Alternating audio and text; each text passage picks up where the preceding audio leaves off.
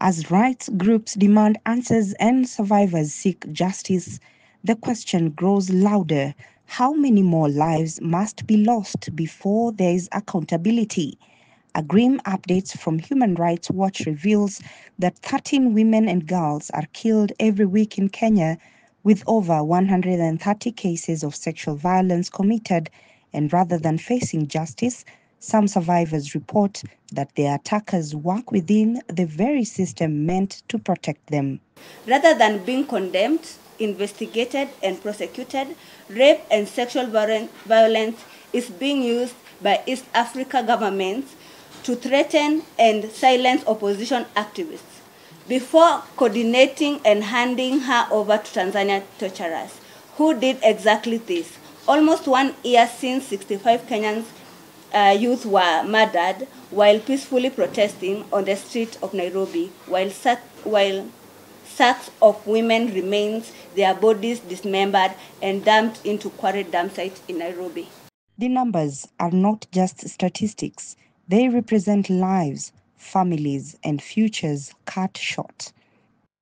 Across East Africa, disturbing patterns of oppression are emerging. There is a wave of state-sanctioned human rights violations that critics say are not isolated but systemic, even as regional leaders tighten their grip on power through intimidation, arrests, torture, and abductions.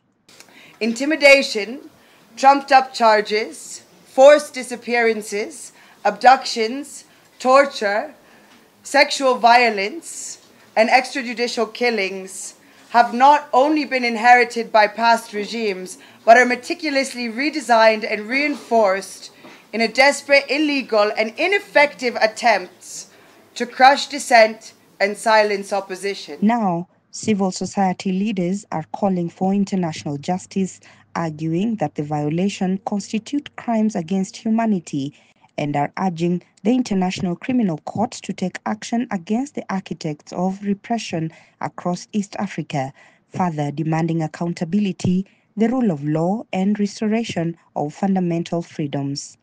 This legislative assault on civilian judicial authority represents more than a Ugandan issue.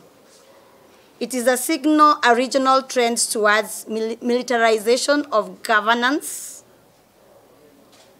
that directly threatens the professional environment we all depend on as Eastern African citizens. Reporting for K24 TV, my name is Robbie Omondi.